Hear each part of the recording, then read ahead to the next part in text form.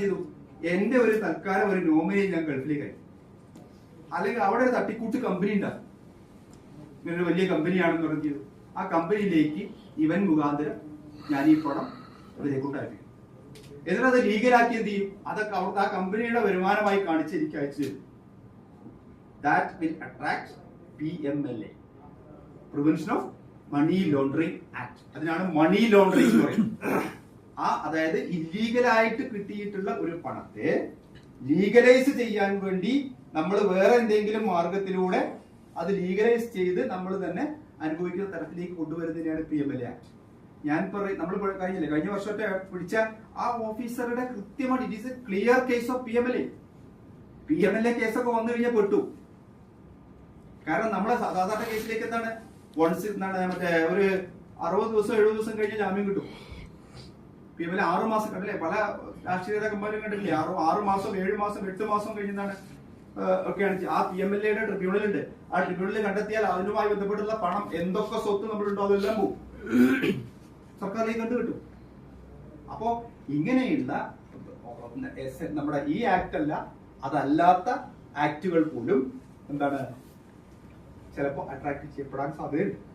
അപ്പോ ഞാൻ പറഞ്ഞ് പേടിപ്പിക്കുന്നതല്ല, സത്യസന്ധമായിട്ട് നമ്മളൊരു കാര്യം ചെയ്താൽ, സത്യസന്ധമായിട്ട് നമ്മളൊരു അന്വേഷണം അല്ലെങ്കിൽ നമ്മളൊരു ഇത് നടത്തി കഴിഞ്ഞാൽ ഈ പറയുന്ന ഒന്നിനെ നമുക്ക് പേടിക്കേണ്ട കാര്യമില്ല. സ്വസ്ഥമായിട്ട് ഞാൻ എന്റെ അനുഭവം പറയാം. നമുക്ക് വൈകുന്നേരത്ത് ഒരാളോടും കമ്മിറ്റ്മെന്റ് ഇല്ലാണ്ട് സുഖമായിട്ട് കിടന്നു. നമ്മുടെ കൈ കളങ്കിതമല്ലെങ്കിൽ എന്റെ ആരുടെ മുമ്പിലും ഏതാളുടെ മുമ്പിലും സ്ട്രെയിറ്റ് ഹെഡായിട്ട് എന്താണ് അപ്രൈറ്റ് ആയിട്ട് നമുക്ക് ഇത് പറയാം, ഐ ആം പെർഫെക്റ്റ്. അത് ഇല്ലാതിരുന്നാൽ തീർച്ചയായിട്ടും നമ്മൾ പലരെയും പഠിക്കും അല്ലെ. ഇനി ഞാനൊരു സൈക്കോളജി കൂടി പറയാം, പണത്തിന്റെ സൈക്കോളജി പറയാം. 3000 അതൊരു ലോകപ്രശസ്തരായിട്ടുള്ള ശാസ്ത്രജ്ഞന്മാരെ കണ്ട് തെളിയിച്ചാണ്. നമ്മുടെ എമൗണ്ട് ഓഫ് മണി, നമ്മുടെ ഇൻകം എത്ര കൂടുന്നു, ആ കൂടുന്നതിനനുസരിച്ച് നമ്മുടെ മനസാന്നിധ്യം അല്ലെങ്കിൽ മനസ്സമാധാനം കുറയും. അതൊരു ഫാക്റ്റാണ്. കാരണം എന്താണ്, നമ്മൾ ഈ 100 രൂപ എനിക്ക് വരുമാനം കൂടിക്കഴിഞ്ഞാൽ ആ 100 രൂപ നിലനിർത്താൻ വേണ്ടി എന്ത് ചെയ്യാണ്, ഞാൻ ടെൻഷൻ അടിക്കുകയാണ്. അപ്പോ നമുക്ക് എപ്പോഴും നമ്മുടെ പ്രധാനമായിട്ട് സംഭവിക്കുന്ന ഒരു കാര്യം നമ്മുടെ ഇക്കണോമിക് ഇൻഡിസിപ്ലിൻ ആണ് പലപ്പോഴും ബ്രൈബിലേക്ക് നമ്മളെ നയിക്കുന്നത്. ഇക്കണോമിക് ഇൻഡിസിപ്ലിൻ, നമുക്ക് അതിനെ പറയാം എക്കണോമിക് ഇൻഡിസിപ്ലിൻ. അപ്പൊ ബ്രൈബ് എന്ന് പറയുന്നത് പിടിക്കപ്പെട്ടില്ല. പിന്നെ നമ്മുടെ കേസ് മാത്രമല്ല, വിജിലൻസിന്റെ കേസ് മാത്രമല്ല, vigilance enquiry will be there, vigilance preliminary enquiry will be there, then surprise check will be there. Surprise check വരാം, പെട്ടെന്ന് ആധികാരികമായിട്ട് പെട്ടെന്ന് എന്താണ് ഒരു സർക്കിൾ ഓഫീസർ വരും. അവിടെ വരുന്ന സമയത്ത് എന്താണ്, ഞങ്ങൾ വരുന്നത് ഒരു ഗസറ്റ് ഓഫീസറെ കൂടിയാണ്.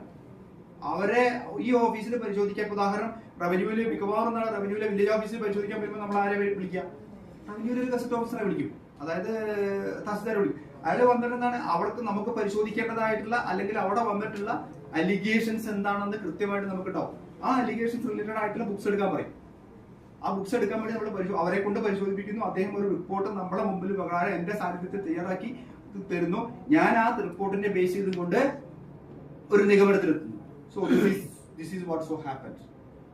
അപ്പോൾ ഇതിൽ ഇന്ന പ്രയാസങ്ങൾ, ഇന്ന സംഭവങ്ങൾ, കുറ്റങ്ങൾ പറ്റിയിട്ടുണ്ട്, ഇന്ന പാളിച്ചകൾ പറ്റിയിട്ടുണ്ട്. സോ കേസ് രജിസ്റ്റർ ചെയ്യണമെങ്കിൽ രജിസ്റ്റർ ചെയ്യണം. അതല്ലെങ്കിൽ എന്താണ് strict departmental action should be initiated against this employee എന്ന് പറഞ്ഞിട്ട് നമ്മൾ എന്ത് ചെയ്യും, കൊടുക്കും. പ്രിലിമിനറി എൻക്വയറി എന്താണ്, ആ പ്രിലിമിനറി എൻക്വയറിയിൽ എന്താണ് നമുക്കൊരു അലിഗേഷൻ ഉണ്ടാകുന്നു. ആ അലിഗേഷൻ സംബന്ധിച്ച് നമ്മൾ അന്വേഷണം സാധാരണ കേസ് അന്വേഷിക്കുന്ന പോലെ തന്നെ, വിജിലൻസ് എൻക്വയറി പ്രിലിമിനറി എൻക്വയറി എന്താണ്, രണ്ടും കേസിന്റെ അന്വേഷണം പോലെ തന്നെയാണ്. അപ്പൊ എന്ത് ചെയ്യും, അത് നമ്മൾ പറഞ്ഞ് ഡിപ്പാർട്ട്മെന്റൽ ആക്ഷൻ ആണെങ്കിൽ ഡിപ്പാർട്ട്മെന്റൽ ആക്ഷൻ കൊടുക്കും. ട്രിബ്യൂണൽ എൻക്വയറി, ട്രിബ്യൂണൽ എൻക്വയറി എന്ന് പറഞ്ഞാൽ ശരിക്ക് പ്രോസിക്യൂഷൻ പോലെ തന്നെ നമ്മൾ കോടതിയിൽ കേസില്ലേ, case prevention of corruption act പ്രകാരം ഉദാഹരണം ഒരു കേസിലേക്ക് ഒരു സംഗതി ഉണ്ടായി, ഒരു 13(1)A പ്രകാരമുള്ള ഒരു ഒഫൻസ് ഒരു ഓഫീസിലുണ്ട്. പക്ഷെ അത് സബ്സ്റ്റാൻഷിയേറ്റ് ചെയ്യാനുള്ള അല്ലെങ്കിൽ കൊറോബറേറ്റ് ചെയ്യാനുള്ള എവിഡൻസ് പൂർണ്ണമല്ല എങ്കിൽ നമ്മൾ എന്ത് ചെയ്യും, we will suggest. എന്നാൽ ആ ഓഫീസർ എന്ത് ചെയ്തിട്ടുണ്ട്, കൃത്യമായിട്ട് അതിൽ ചെയ്തിട്ടുണ്ടെന്നുള്ള ഉറപ്പുണ്ടെങ്കിൽ we will suggest tribunal enquiry. Tribunal എൻക്വയറിക്ക് എന്താണ്? ട്രിബ്യൂണൽ എൻക്വയറിയിൽ എന്താണ്? അവിടെ matter should not be proved beyond doubt. ഏകദേശം ഒരു സസ്പീഷ്യസ് സാഹചര്യം ഉണ്ടായാൽ ഈ പറയുന്ന നടപടിക്രമങ്ങൾ പാലിച്ചിട്ടുണ്ടോ ഒരു നടപടി. ഇപ്പൊ ഉദാഹരണം, ഒരു സർട്ടിഫിക്കറ്റ് ഇഷ്യൂ ചെയ്യുന്നതിന് these are the procedure, these are the laws which we should oblige. എന്താണ്? ഒന്നെന്താണ്? Right to service act, right to എന്താണ് മറ്റേ ആക്ട് ഉണ്ടല്ലോ. ആ ആക്ടുകൾക്ക് വിധേയമായിക്കൊണ്ട് നടപടിക്രമങ്ങൾ പാലിച്ചാണ് ഞാൻ സർട്ടിഫിക്കറ്റ് കൊടുത്തത്. പാലിച്ചിട്ടില്ലെങ്കിൽ എന്ത് ചെയ്യും? പക്ഷെ അതിന് കൃത്യമായിട്ടുള്ള എവിഡൻസുകളില്ല. അപ്പൊ നമ്മൾ എന്ത് ചെയ്യും? This officer is entitled to undergone tribunal enquiry കൊടുക്കും. ആ ട്രിബ്യൂണൽ എൻക്വയറിയിലും ശരിക്കും കൃത്യമായി എന്താണ്? അവിടെയും ഒരു പ്രോസിക്യൂഷൻ നടപടികൾ നടക്കുന്നത് പോലെ തന്നെ വാദമാണ്. പക്ഷെ അവിടെ എന്ത് വേണ്ട? അവിടെ സുപ്രീം കോടതിയുടെ വിധികളുണ്ട്. അതിന് കംപ്ലീറ്റ് ആയിട്ട് എന്ത് ചെയ്യണ്ട? കൃത്യമായ എല്ലാ കാര്യങ്ങളും സന്നിഗ്ധമായിട്ട് അസന്നിഗ്ധമായിട്ട് പ്രൂവ് ചെയ്യേണ്ട കാര്യമില്ല. നമുക്കൊരു ഒരു സസ്പീഷ്യസ് ആയിട്ട് ഗ്രൗണ്ട് ഉണ്ടായാൽ മതി, എന്ത് ചെയ്യും? Department action, removal from service വരെ, റിമൂവൽ ഫ്രം സർവീസ് വരെ ഉണ്ടാവും. ഇനി നമ്മൾ സർവീസിന്റെ ഭാഗമായിട്ട് ചെയ്തു, ഞാൻ 31/3/2026 റിട്ടയർ ചെയ്യാണ്. റിട്ടയർ ചെയ്യുന്ന എന്റെ കാര്യങ്ങളൊക്കെ തീർന്നല്ലോ, അപ്പൊ അതുകൊണ്ട് എന്റെ ബാധ്യതകളൊക്കെ തീർന്നല്ലോ. ഒരിക്കലും വിചാരിക്കേണ്ട 56 ഓഫ് KSR 56-ലെ 3-ാം തോന്നുന്നു റൂൾ പ്രകാരം പുതിയ അമെന്റ്മെന്റ് വന്നു.